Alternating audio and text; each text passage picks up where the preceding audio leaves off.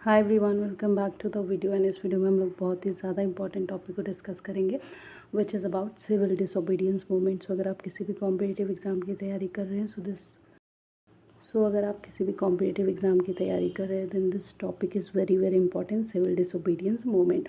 क्योंकि इंडिपेंडेंस से जब इंडिया गुलाम था अंग्रेज़ों का, तो उस टाइम पे इंडिपेंडेंस से आज़ादी दिलाने में इस मूवमेंट का भी बहुत बड़ा योगदान है या कॉन्ट्रीब्यूशन है।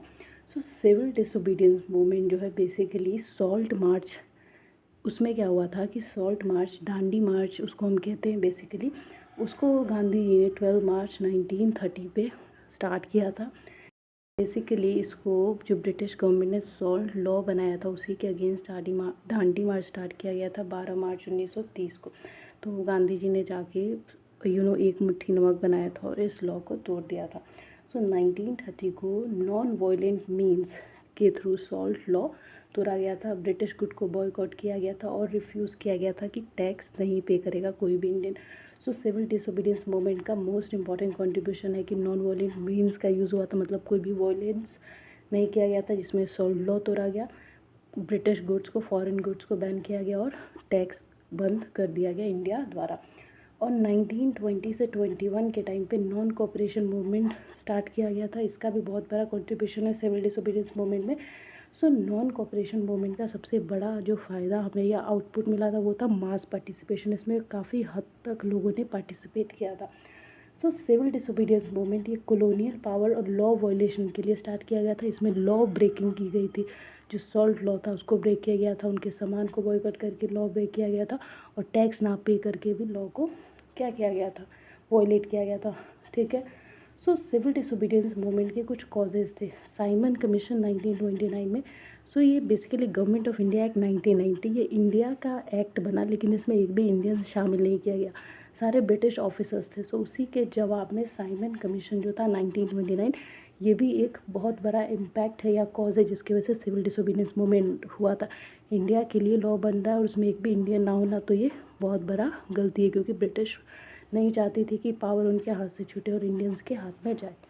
और इसके अलावा सेकेंड कॉजेज जो था सिविल डिसोबीडियंस मूवमेंट का वो था बरदोली सत्याग्रह, जो 1928 में हुआ था। इसको सरदार पटेल ने स्टार्ट किया था और इसमें नॉन वायलेंट मेथड ही यूज़ किया गया था और सत्याग्रह को बहुत ज़्यादा बढ़ावा दिया था सरदार पटेल ने, क्योंकि गांधी जी के मेथड को बहुत ज़्यादा मानते थे और रिस्पेक्ट करते थे। तो इन्होंने बरदोली सत्याग्रह 1929 में जो हुआ था उसमें बहुत बड़ा कॉन्ट्रीब्यूशन है एंड सिविल डिसोबीडियंस मूवमेंट का ये कॉज भी है, कारण भी है।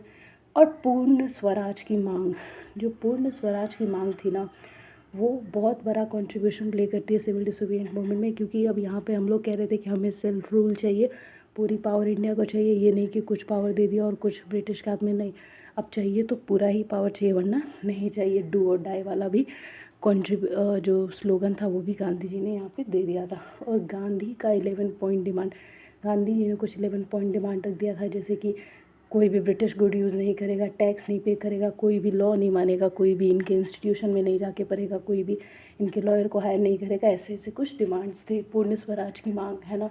सो ये सब जो थे कॉजेज़ थे। साइमन कमीशन 1929, बरदोली सत्याग्रह 1928, पूर्ण स्वराज की डिमांड और गांधी का 11 पॉइंट डिमांड, ये सब इम्पॉर्टेंट कॉजेज़ है सिविल डिसोबीडियंस मूवमेंट के होने के।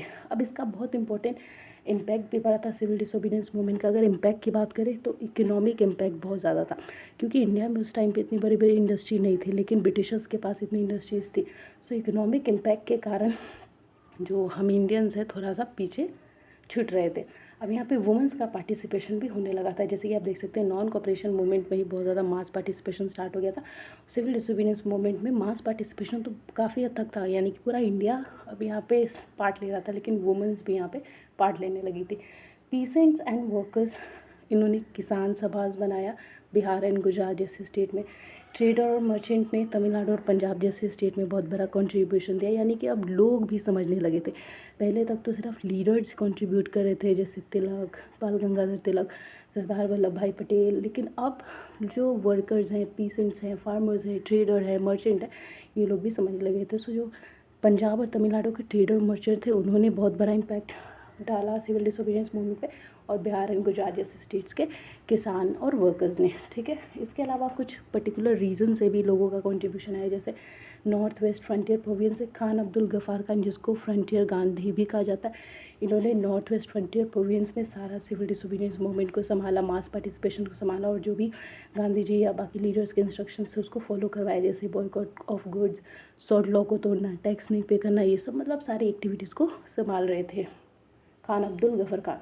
बिहार और बंगाल में एंटी चौकीदार टैक्सेस बंद किए गए, यूपी में रेवेन्यू देना बंद कर दिया। सो यहाँ पे इकोनॉमिकली ब्रिटिश गवर्नमेंट को वीक करने का बहुत अच्छा प्लान बनाया गया था, जो कि हर रीजन से पूरे ऑल ओवर इंडिया अब कंट्रीब्यूशन आ रहा था। और इसके अलावा 240 माइल्स साबरमती आश्रम से दांडी मार्च तक गए थे सॉल्ट लॉ को तोड़ने के लिए। याद रखिएगा 240 माइल्स तक 6 अप्रैल को सॉल्ट लॉ तोड़ा गया था। और कुछ लिमिटेशंस भी रही सिविल डिसोबीडियंस मूवमेंट की, जैसे कंप्लीट इंडिपेंडेंस नहीं मिल पाई, पूर्ण स्वराज की डिमांड की थी आप देख सकते हैं, लेकिन नहीं मिला हमें, ठीक है, किसी कारण से सिविल डिसोबीडियंस मूवमेंट भी फेल हो जाता है। सो हमें लिमिटेशंस में हमेशा ये याद रखना है कि कंप्लीट इंडिपेंडेंस नहीं मिली थी, लिमिटेड पार्टिसिपेशन रहा। यहाँ पे जो सिविल डिसोबीडियंस में अभी भी आप देख सकते हैं कि हर रीजन में अलग अलग जो आपके एस्पेक्ट्स हैं लोगों के वो पार्टिसिपेट कर रहे हैं, जैसे ट्रेडर्स कर रहे हैं, मर्चेंट्स कर रहे हैं, लेकिन आम जनता का अभी भी कंट्रीब्यूशन थोड़ा कम है। बॉयकॉट जो इकोनॉमिक प्रॉब्लम थी, क्योंकि इंडिया के अंदर उतनी इंडस्ट्रीज़ नहीं थी, सामान बनना बहुत मुश्किल था, बन रहा था तो हाई कॉस्ट था। सो इस कंपैरिजन में जो ब्रिटिश के गुड्स थे वो सस्ते थे और ईजिली अवेलेबल थे। सो इकोनॉमिक प्रॉब्लम इंडिया बहुत ज़्यादा फेस कर रहा था। सो ये लिमिटेशन थी। इसके अलावा जो सुभाष चंद्र बोस थे, उन्होंने दांडी मार्च को कंपेयर कर दिया था, जो गांधी जी ने दांडी मार्च चलाया था, नेपोलियन के मार्च से, जो कि एल्बा से पेरिस तक गया था।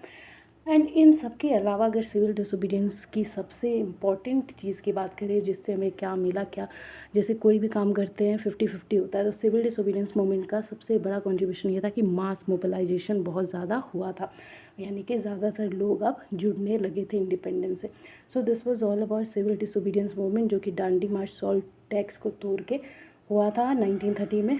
आई होप आपको समझ में आया होगा, अच्छा लगे तो शेयर करना। Thank you.